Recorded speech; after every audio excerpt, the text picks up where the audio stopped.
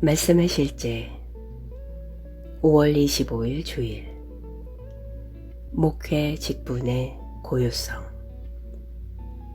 그가 어떤 사람은 사도로, 어떤 사람은 선지자로, 어떤 사람은 복음 전하는 자로, 어떤 사람은 목사와 교사로 삼으셨으니 이는 성도를 온전하게 하여 봉사의 일을 하게 하며 그리스도의 몸을 세우려 하심이라. 에베소서 4장 11절로 12절 말씀.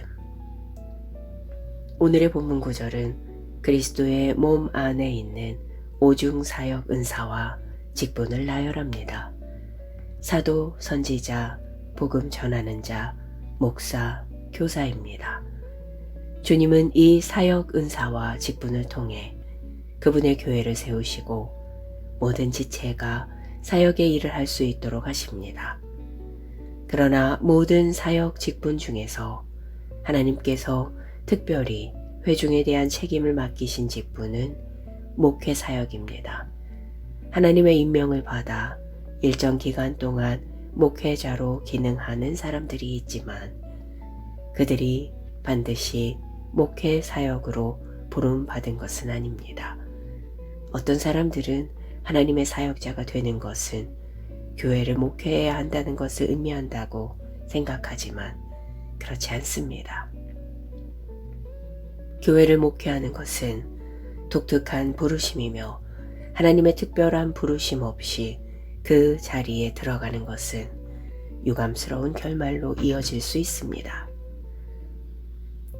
목사의 직분은 사람들의 문제를 정기적으로 다루는 특별한 부르심과 능력을 가지고 있습니다. 목사로 부름받지 않은 사람들이 그 역할을 맡게 되면 사람들의 짐과 도전이 그들에게 무겁게 느껴질 수 있습니다. 성도들이 나눈 문제들 중 일부가 그들에게 옮겨져 비슷한 어려움을 겪게 될 수도 있습니다. 그런 상황들을 다루기 위해서는 신성한 능력이 필요합니다. 이것이 바로 어떤 사역자들이 다른 사람들을 상담한 후 자신이 해결을 돕고자 했던 상황의 피해자가 되는 이유입니다. 그 상담이 목회적 부르심이나 목회적 능력으로 이루어지지 않았기 때문입니다. 그러므로 당신의 부르심 안에 있는 것이 중요합니다. 하나님의 자녀들에게 가르치는 것이 중요한 이유는 많은 사람들이 다양한 직분의 차이와 그것들이 하나님의 계획 안에서 어떻게 기능하는지 모르기 때문입니다. 하나님께 감사드립니다. 주님은 그분의 교회를 세우시고 그분의 일꾼들을 훈련시키시고 그들이 해야 할 일을 위해 준비시키고 계십니다. 기도. 사랑하는 아버지, 아버지의 신성한 지혜에 따라 그리스도의 몸에 사역자들을 세워주셔서 감사합니다. 나는 나의 부르심의 충만함 가운데 행하며 하나님께서 나에게 주신 은혜와 능력 안에서 기능합니다. 나는 사역을 위한 올바른 일꾼들이 준비되고 그 자리에 서서 큰 추수를 가져오고 하나님의 영광을 위해 교회를 세우고 있음을 선포합니다. 하나님의 일은 번영하고 의 안에서 확장됩니다. 예수 이름으로 기도합니다. 아멘.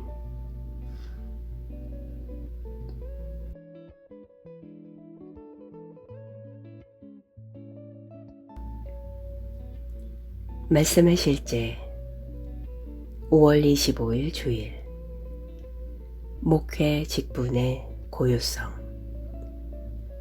그가 어떤 사람은 사도로, 어떤 사람은 선지자로, 어떤 사람은 복음 전하는 자로, 어떤 사람은 목사와 교사로 삼으셨으니 이는 성도를 온전하게 하여 봉사의 일을 하게 하며 그리스도의 몸을 세우려 하심이라.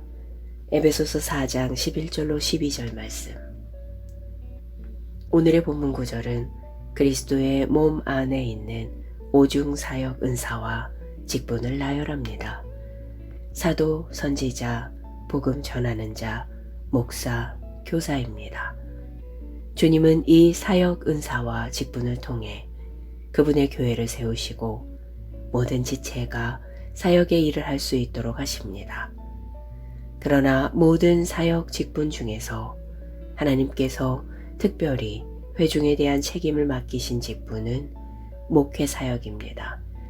하나님의 임명을 받아 일정 기간 동안 목회자로 기능하는 사람들이 있지만 그들이 반드시 목회 사역으로 부름받은 것은 아닙니다.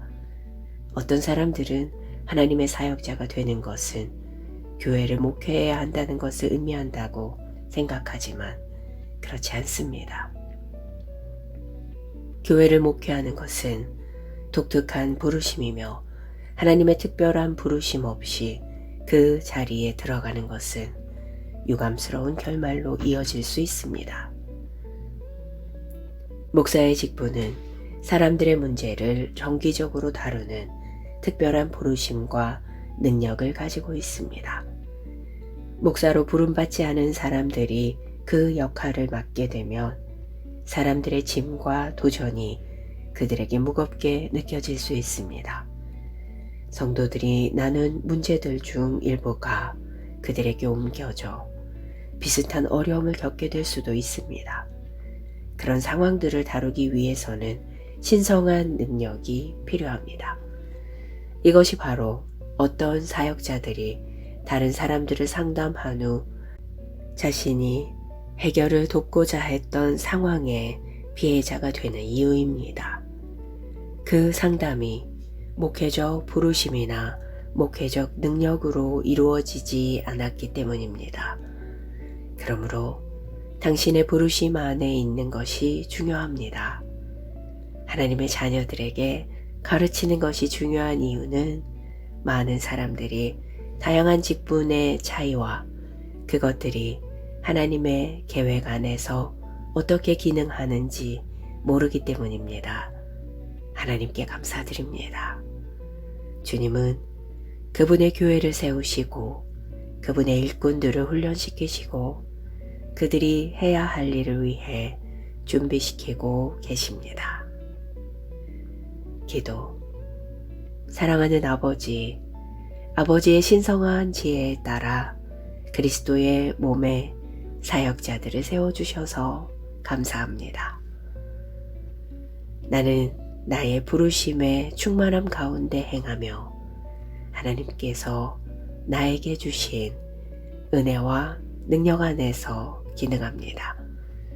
나는 사역을 위한 올바른 일꾼들이 준비되고 그 자리에 서서 큰 추수를 가져오고 하나님의 영광을 위해 교회를 세우고 있음을 선포합니다.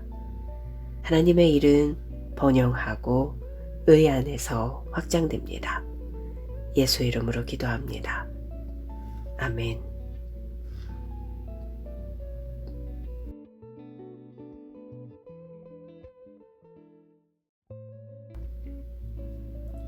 말씀의 실제 5월 25일 주일 목회 직분의 고유성. 그가 어떤 사람은 사도로, 어떤 사람은 선지자로, 어떤 사람은 복음 전하는 자로, 어떤 사람은 목사와 교사로 삼으셨으니 이는 성도를 온전하게 하여 봉사의 일을 하게 하며 그리스도의 몸을 세우려 하심이라. 에베소서 4장 11절로 12절 말씀. 오늘의 본문 구절은 그리스도의 몸 안에 있는 오중 사역 은사와 직분을 나열합니다. 사도, 선지자, 복음 전하는 자, 목사, 교사입니다. 주님은 이 사역 은사와 직분을 통해 그분의 교회를 세우시고 모든 지체가 사역의 일을 할 수 있도록 하십니다. 그러나 모든 사역 직분 중에서 하나님께서 특별히 회중에 대한 책임을 맡기신 직분은 목회 사역입니다. 하나님의 임명을 받아 일정 기간 동안 목회자로 기능하는 사람들이 있지만 그들이 반드시 목회 사역으로 부름받은 것은 아닙니다.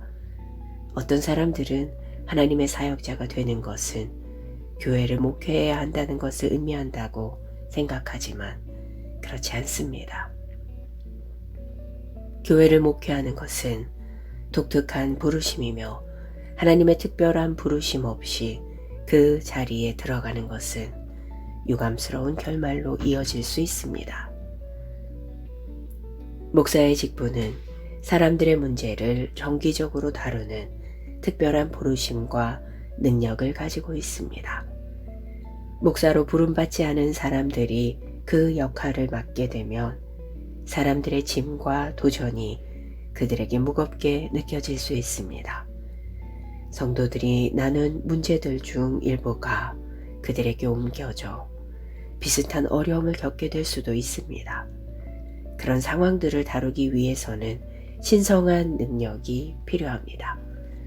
이것이 바로 어떤 사역자들이 다른 사람들을 상담한 후 자신이 해결을 돕고자 했던 상황의 피해자가 되는 이유입니다. 그 상담이 목회적 부르심이나 목회적 능력으로 이루어지지 않았기 때문입니다. 그러므로 당신의 부르심 안에 있는 것이 중요합니다. 하나님의 자녀들에게 가르치는 것이 중요한 이유는 많은 사람들이 다양한 직분의 차이와 그것들이 하나님의 계획 안에서 어떻게 기능하는지 모르기 때문입니다. 하나님께 감사드립니다. 주님은 그분의 교회를 세우시고 그분의 일꾼들을 훈련시키시고 그들이 해야 할 일을 위해 준비시키고 계십니다. 기도. 사랑하는 아버지, 아버지의 신성한 지혜에 따라 그리스도의 몸에 사역자들을 세워주셔서 감사합니다.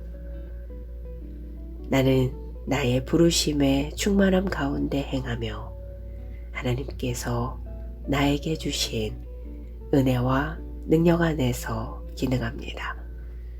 나는 사역을 위한 올바른 일꾼들이 준비되고 그 자리에 서서 큰 추수를 가져오고 하나님의 영광을 위해 교회를 세우고 있음을 선포합니다.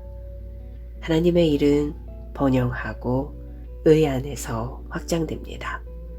예수 이름으로 기도합니다. 아멘.